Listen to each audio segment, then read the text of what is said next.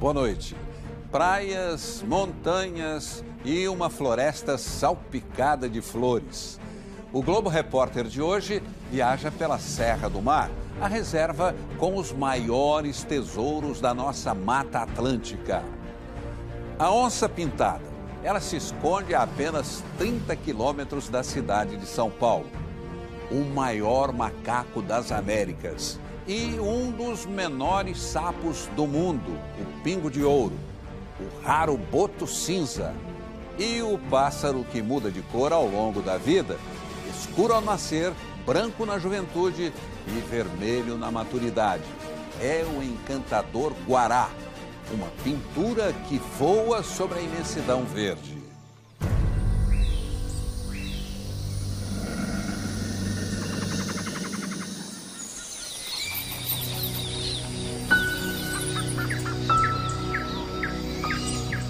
Uma longa cortina de montanhas e floresta debruçada sobre o mar.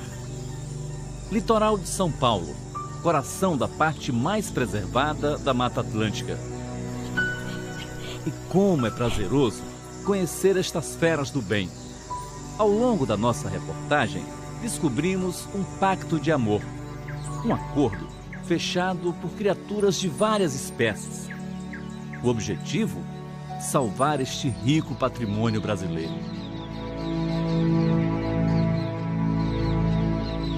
E lá vamos nós mergulhar nesta aventura. Primeiro, temos de atravessar o espesso nevoeiro da Serra do Mar.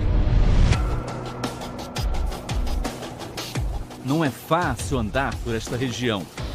Campos encharcados, é muita umidade. Estamos a mais de 700 metros de altitude. Parque Estadual Serra do Mar, Núcleo Curucutu, é o nome deste lugar. O nosso desafio aqui é seguir o rastro do maior felino das Américas. As pistas podem estar em qualquer canto, debaixo dos nossos pés, à nossa volta, a mata, o clima. Tudo desperta a nossa atenção. E a companhia de uma pesquisadora incansável, Lília Bongiorno. Vamos em frente, tentando achar a trilha da onça-pintada.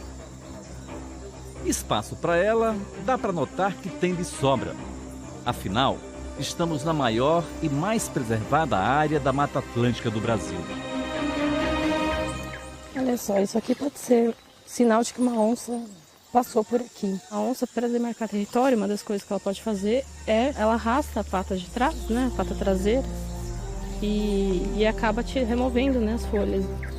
Essa marca de pata aí é recente, né? Parece ser sinal de que tem uma onça aqui no território, né, nessa região.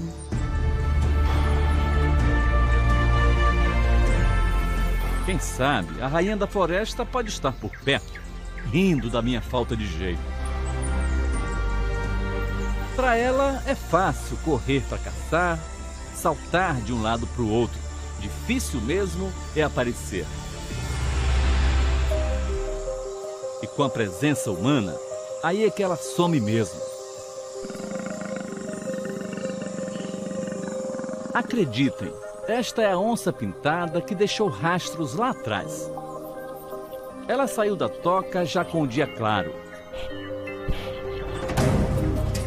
Ainda bem que a câmera da pesquisadora Lilian está sempre ligada, de plantão.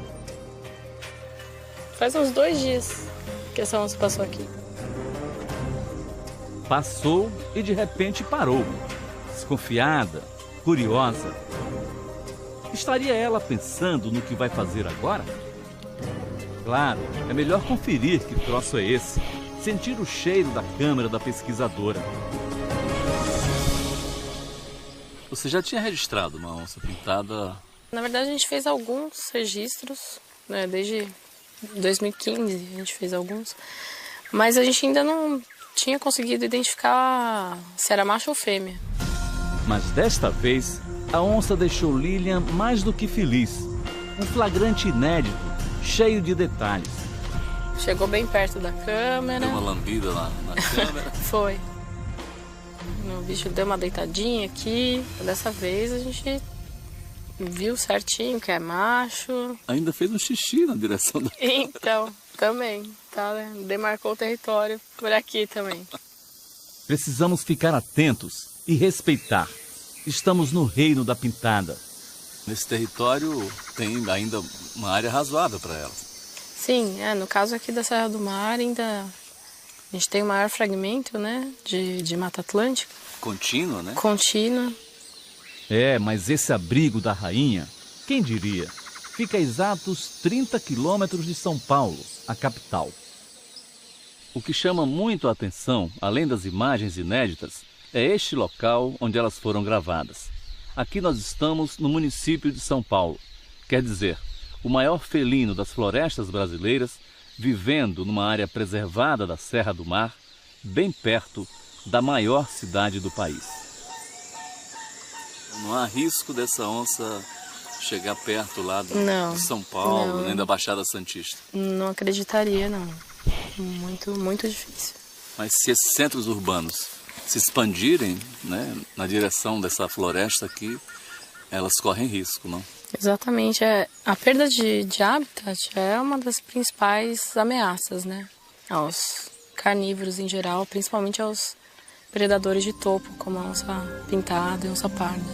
Mas por enquanto, esse animal está bem protegido aqui. Sim, por enquanto eu acho que tá tudo bem para essa onça. Que se mantém assim, né? Sim, sim. Para essa e para outras.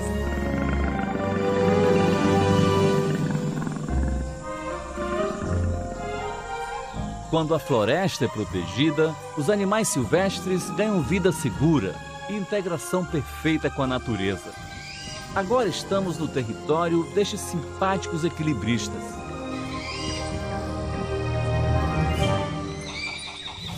Esta raridade é o maior macaco das Américas.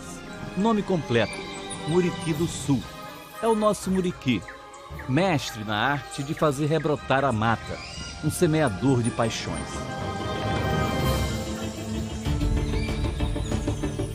Antes do sol nascer, esta turma pula da cama e pega as trilhas da floresta. A missão é flagrar o ídolo ainda dormindo. Mais uma prova de amor que aos poucos vai recheando a história da Mata Atlântica.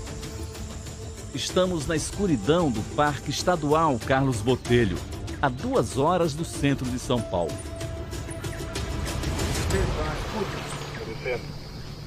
Tá, prossiga então. Vamos acompanhar a equipe do biólogo Maurício Taleb.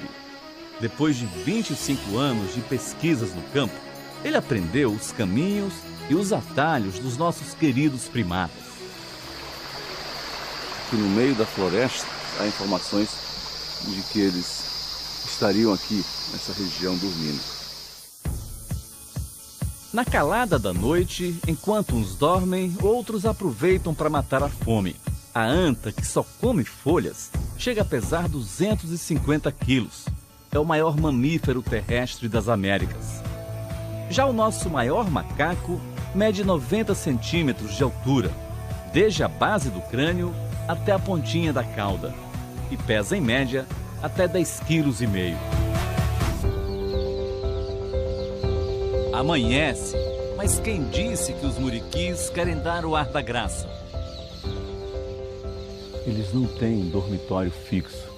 Cada noite num lugar. De ontem para hoje, dormiram aqui nessa área. Mas a gente só ficou sabendo porque os mateiros descobriram.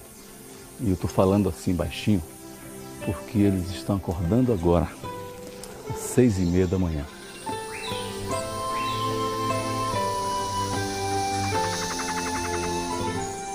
Os muriquis são considerados bons jardineiros da Mata Atlântica, não só porque cuidam bem da floresta, mas como se alimentam de frutas, espalham as sementes de várias espécies de árvores. Esta aqui, por exemplo, a canela amarela, tem uns 25 metros de altura, uns 70 anos de idade. Provavelmente foi plantada pelos bisavós do grupo que está aqui.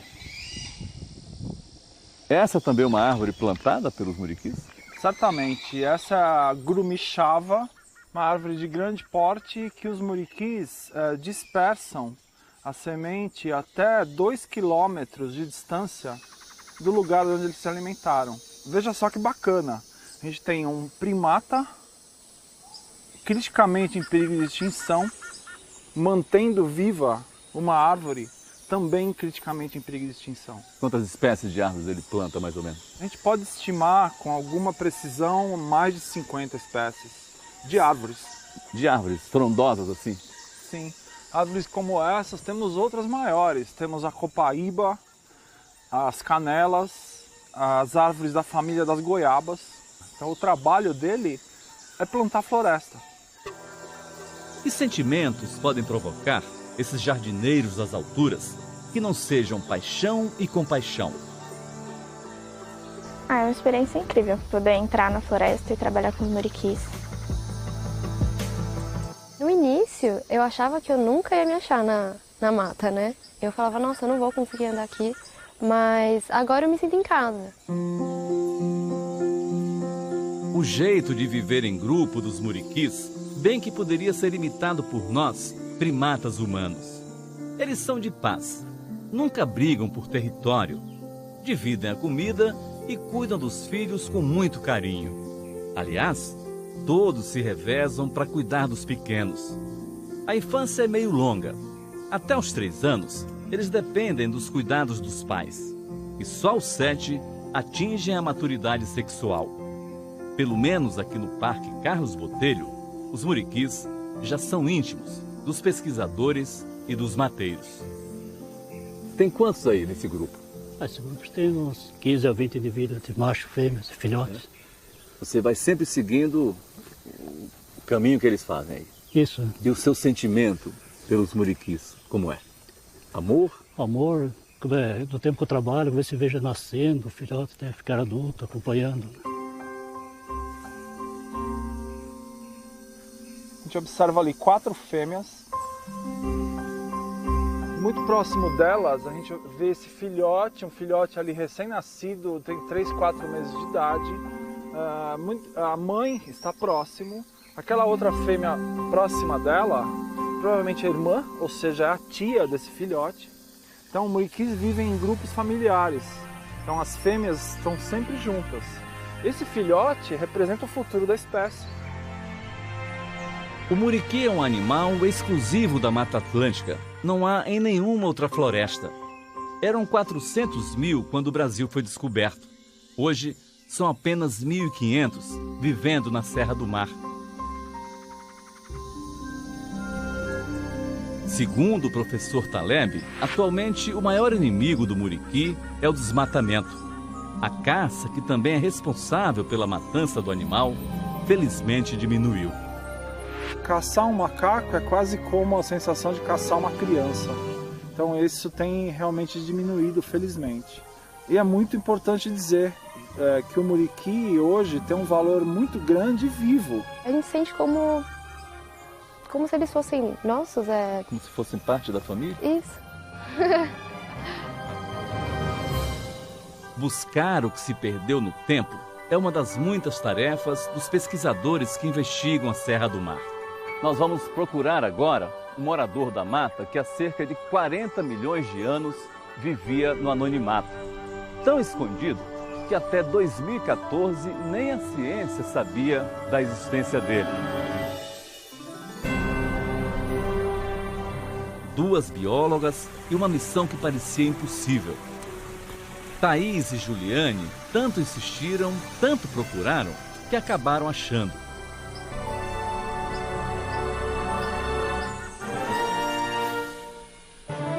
Este animal minúsculo, raríssimo, só existe aqui nesta região da Serra do Mar e nas alturas, entre 900 e 1.000 metros. É o sapinho pingo de ouro. Estamos nas matas do Núcleo Cunha, Parque Estadual da Serra do Mar. Encontrei um aqui. Cadê? Mas é muito pequeno mesmo. Você consegue pegar assim na mão? Consigo. É menor que uma unha? Eles são muito pequenininhos, eles são miniaturizados. Quer pegar? Ah, quero. Pode ser? Levinho. Não é todo dia que a gente pode colocar assim na mão uma raridade da natureza. Não é tóxico? Eles têm uma toxina na pele que é a mesma toxina do peixe baiacu. E os efeitos ainda sobre os animais, os homens, não são conhecidos, né? Mas que eles são tóxicos a gente consegue ver por essa coloração forte e alaranjada. Mas a notícia que elas trazem não poderia ser melhor. Nesta área onde vivem os sapinhos, a mata está intocada. Essa espécie só está aqui nesse lugar porque é um contínuo de mata muito bem preservado, que está de pé aí porque é uma área protegida ainda. É uma espécie que depende de florestas úmidas em bom estado de conservação. E só ganhou identidade, o reconhecimento científico, depois de um exaustivo trabalho. Foram pelo menos 4 anos de pesquisa extensiva aqui na região, coletando bichos, coletando informações, gravações. Os machos cantam para atrair fêmeas, né? Que é bem baixinho, hein? É bem baixinho. A fêmea normalmente fica andando à procura de um macho que está cantando bem bonitinho, assim. E a fêmea escolhe o macho com base no canto. Parece que deu certo. Olha aí o casalzinho de namorados. Dá até para distinguir o macho da fêmea. A fêmea é essa que é um pouquinho maior. Ela costuma ser um pouquinho maior porque ela cuida dos ovos, né? Ela tem ovos. É maior e mais clara também, né? Desse encontro, novos pingos de ouro serão gerados. Até para nascer, eles são diferentes dos outros sapos. Ou seja, eles não passam pela fase girino, então dos ovos, que são poucos, que a fêmea coloca, cerca de 4, eclodem filhotes que são miniatura dos adultos. Quer dizer, eles não nascem na água, né? Não, eles dependem da umidade, então, do chão da floresta, para depositar esses ovos e para o desenvolvimento deles. No mundo científico, o pingo de ouro foi batizado com outro nome. Crispus, uma palavra do latim. Em português, significa crespo. É uma referência à quantidade de verrugas, de calcificações que ele tem na pele. Eu espero que a gente consiga continuar mantendo esse parque preservado por muito tempo, para que o Crispus consiga ainda viver por milhões e milhões de anos, bem, da maneira como ele está.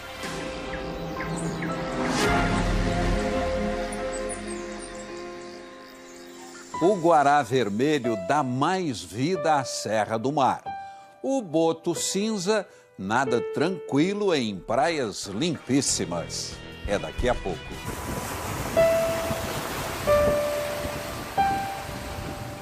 De um lado, mar e floresta. Do outro, lama, manguezal. Seria este o caminho da esperança? A única certeza é que a Mata Atlântica guarda muitos tesouros aqui no litoral de São Paulo. Morada de moluscos, crustáceos, berçário de peixes. Entre a terra e o mar, a Mata Atlântica vira uma floresta inundada. É o manguezal, um ecossistema cheio de vida. E aqui na região de Cananéia, ele se estende por uma faixa de 150 quilômetros. É um dos mais preservados da costa brasileira.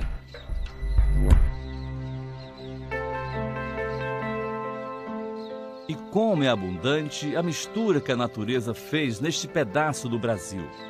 Água salgada, água doce, lagoas, praias, vida selvagem, vida marinha.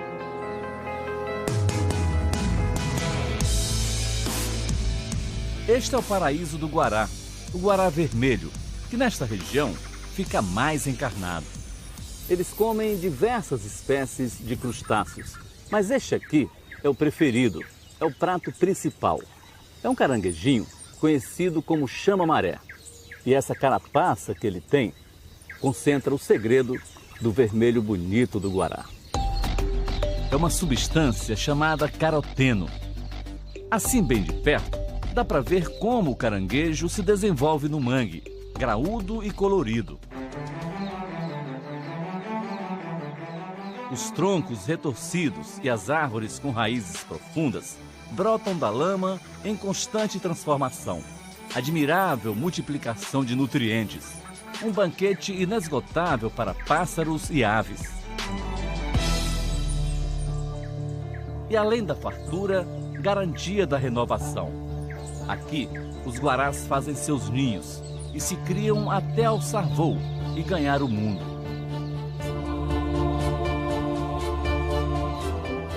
Eles estão sempre se mudando? Eles ficam em uma região por um determinado tempo e acabam dispersando para outras e fundando novas colônias. Aqui na região de Cananéia, no sul da Ilha do Cardoso, está entre 3 a 4 anos que os bichos estão reproduzindo lá. Se tem já uma ideia da população dessas aves? Para o estuário como um todo, dá para estimar em torno quase aí de 2 mil animais, muito provavelmente.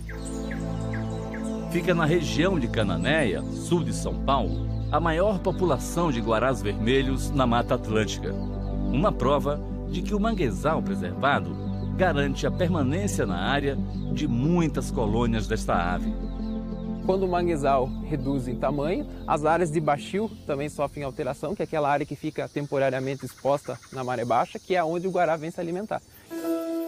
Na região das marés, eles escolhem as árvores mais altas para fazer os ninhos. Em época de reprodução, a fêmea põe de 1 a 3 ovos, de cor bege ou marrom claro com manchinhas. Quando nascem, os filhotes são escuros. Depois, ficam mais claros, quase brancos. Mas quando começam a buscar a própria comida, vão ganhando essa cor avermelhada. Onde o mangue é saudável, os pescadores não costumam reclamar. Adão já tem 25 anos de pescaria. E você cresceu vendo esses bichinhos aqui? Cresci vendo esses bichinhos. Mas quem acorda primeiro? O guará ou o pescador? Ah, o guará não. E foi conversando com pescadores que conhecemos a bióloga Marília. Pesquisadora da Unesp, Universidade do Estado de São Paulo, ela vive monitorando os manguezais de Cananéia e os animais que dependem dele. É um dos benefícios que o manguezal presta para a gente e de graça é servir de berçário para as espécies que a gente se alimenta. Frutos do mar, muitos deles, ostra, caranguejo, inúmeros peixes, incluindo o robalo. Quando a gente está pescando, eles estão pescando também. Como é essa convivência dos pescadores com os guarás? A convivência é boa. E qual é o sentimento do pescador quando vê uma revoada de guarás? É uma beleza natural, né? É bonito de ver.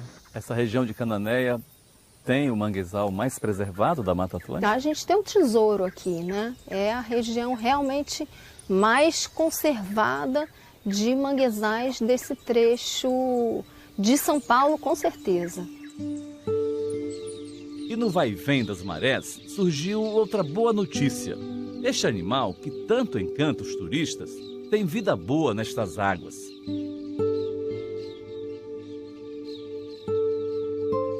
O estuário de Cananéia é um dos paraísos do boto cinza.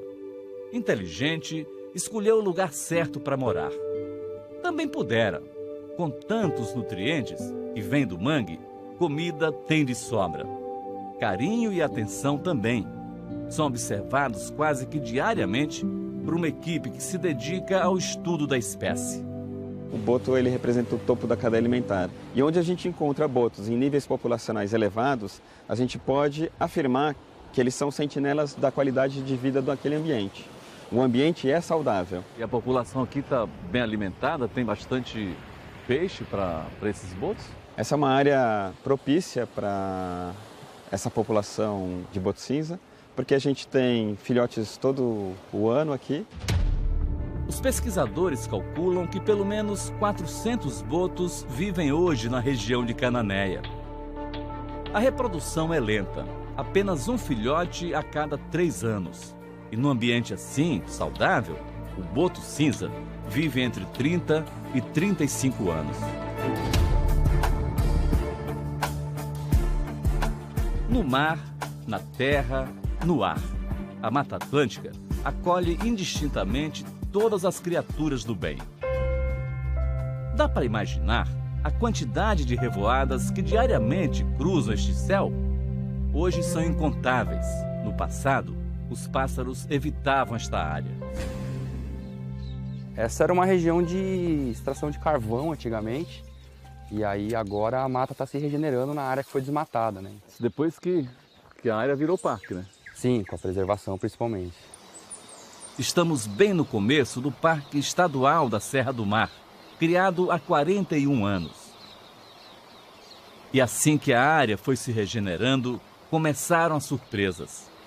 Essa pontezinha de madeira aqui que nós estamos passando é sobre um córrego que, na verdade, é um pedaço da nascente do rio Capivari. O único rio sem nenhuma poluição do município de São Paulo. Isso é verdade mesmo, Fábio? Verdade. De todos os rios hoje do município, esse é o que tem zero poluição, aí segundo os estudos. Isso já foi comprovado? Comprovado. A nascente fica logo aqui? Fica logo aqui. Quer conhecer? Vamos lá. Mas o que é que garante que ele está totalmente despoluído? Desde a nascente até praticamente 80% do seu percurso está todo dentro do Parque Estadual. Então a criação do parque protegeu esse rio da ocupação urbana irregular e outras questões que trazem poluição para os rios. Água limpa, mata regenerada, neblina, chuva. E os nossos anfitriões? Onde estão? E os pássaros, as aves, voam com o tempo assim? Geralmente não, eles ficam escondidos nas matas e quando o tempo melhora um pouco eles começam a circular. Mesmo debaixo de chuva, os pesquisadores entram em ação. É hora de montar as redes de captura de pássaros. Tem dias que a gente não enxerga uma rede na outra, uma ponta da rede na outra, de tão forte que é essa neblina. Quando as redes são montadas no fim da tarde, elas passam a noite fechadas. É para evitar que corujas e morcegos caiam, passem muito tempo presos e acabem morrendo. No dia seguinte, ainda na madrugada, os pesquisadores pegam o caminho da mata. 5h15 da manhã, dia ainda escuro, chuvoso, neblina, e os pesquisadores já estão de novo voltando para o mato. Eles vão fazer agora a parte mais importante do trabalho, a captura das aves.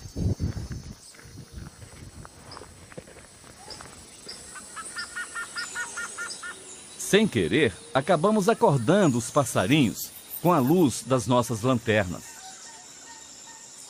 Trabalhar nessa lama aí é mais difícil, né, Marcelo? É, aqui é sempre mais difícil para abrir a rede, mas é o ambiente que os pássaros estão usando. Caiu na rede é... Que ave é essa? Então, essa é uma ave da família das chocas, essa chama choca da mata. É uma ave típica desse tipo de ambiente mesmo. E este aí, quem é? Esse é um rabo branco de garganta rajada. Um beija-flor, mais uma espécie exclusiva da Mata Atlântica. Esse grupo de beija-flor pertence a uma família que uma das características típicas são as penas mais longas da cauda, que dá o nome de rabo branco, né? Agora todo cuidado é pouco. Tem que ter jeito para não machucar o passarinho. Aí, geralmente, a gente começa a retirar aqui pelas patas. Antes de ganhar a liberdade, eles são medidos e pesados. Depois, identificados com uma plaquinha, uma anilha, com número e letra. E isso traz muitas informações para a gente sobre migrações, deslocamentos. Em 10 anos de estudo, eles fizeram muitas descobertas. A mais importante foi a identificação de 148 espécies de aves que antes da pesquisa nunca foram vistas nesta região.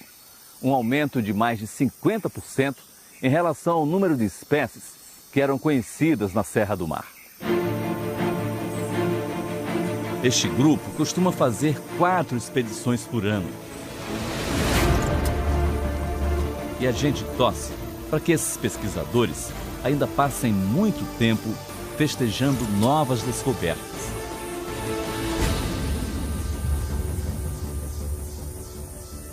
Quais as espécies mais ameaçadas da Mata Atlântica? E os frutos do futuro que brotam na floresta mais rica do Brasil? É daqui a pouco. Um silêncio assustador. Nem as folhas se mexem, nenhum barulho. Cadê os bichos da floresta? Onde estão?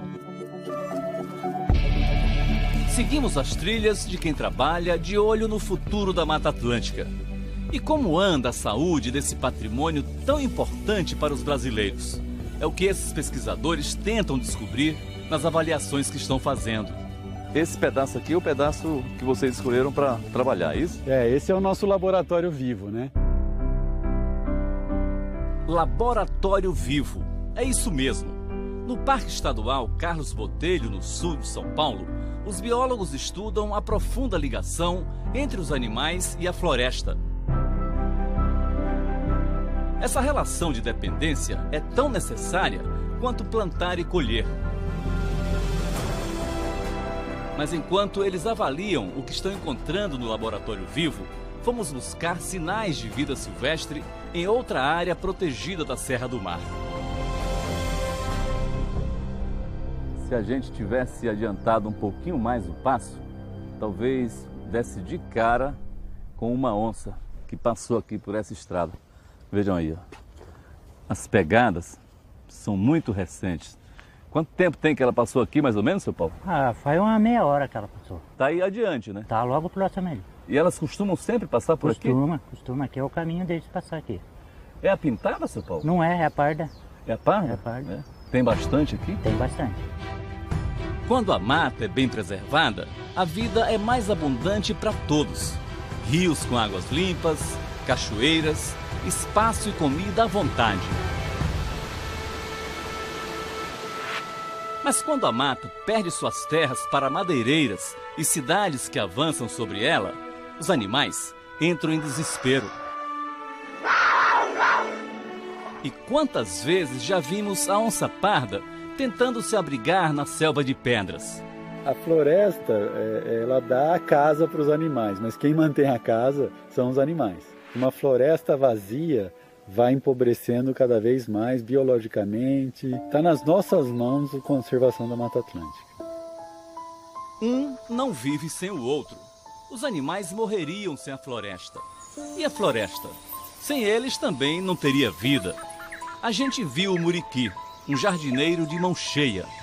E o que dizer das aves, dos pássaros, das onças e de muitas outras espécies? No laboratório vivo montado no Parque Carlos Botelho, bicho grande não consegue entrar neste pequeno quadrado cercado de arame. Esta é a experiência do biólogo Mauro Galetti. Neste pedaço de mata, por exemplo, onde os mamíferos não têm acesso, são poucas as variedades que nascem. O biólogo explica que onde os grandes animais conseguem circular, há grande diversidade de espécies de árvores. E isso é garantia de vida saudável da Mata Atlântica. O papel desses grandes mamíferos é que não deixar que tudo fique igual. E essa é a riqueza da Mata Atlântica. Cada metro quadrado é diferente.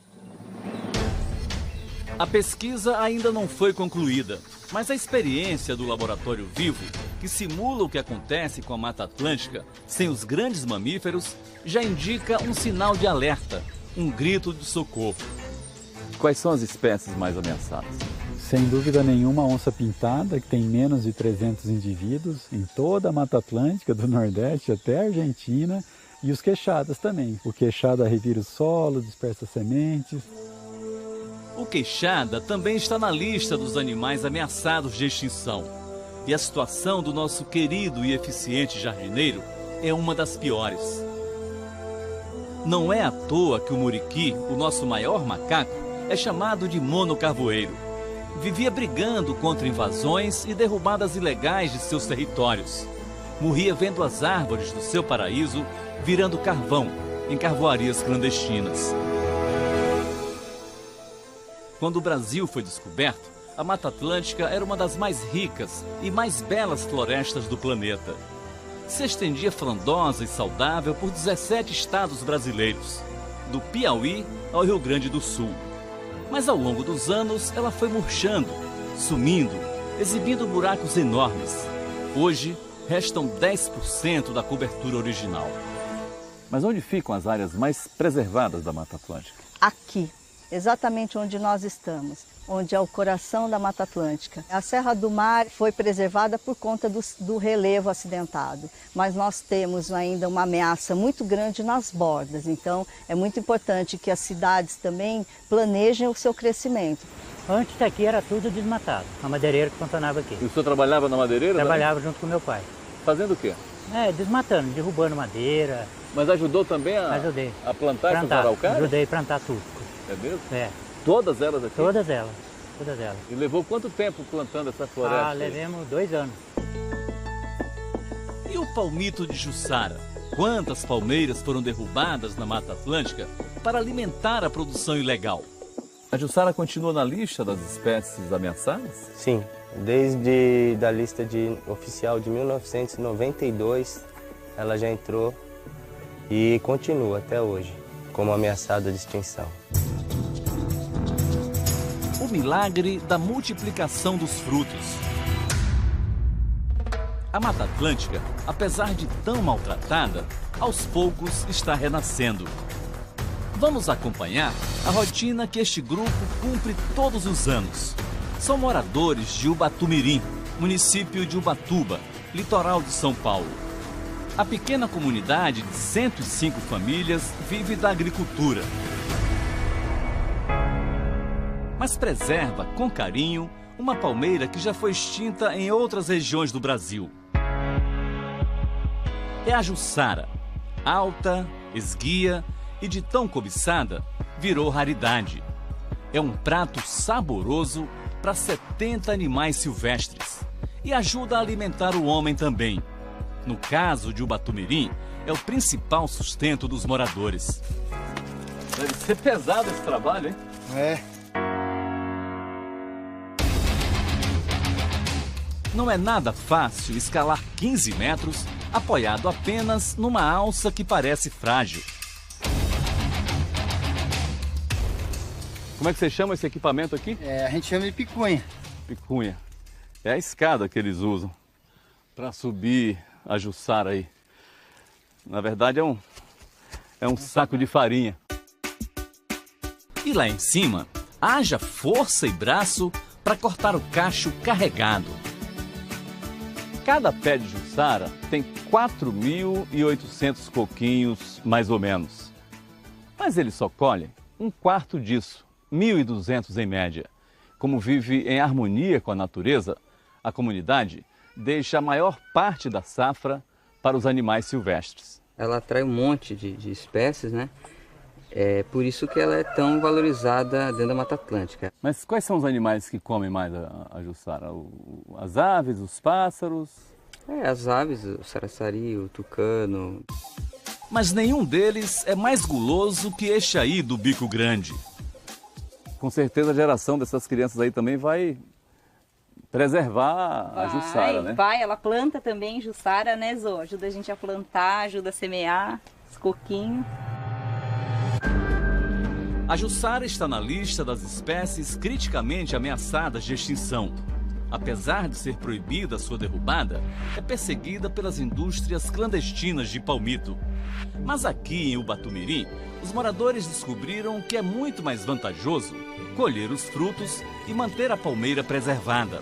Em época de safra, cerca de 10 famílias trabalham no beneficiamento do coquinho.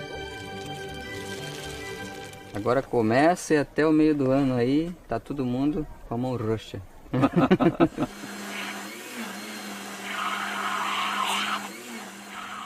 Opa, obrigado, Dona Rosa. É a primeira vez que eu vou provar suco de Jussara.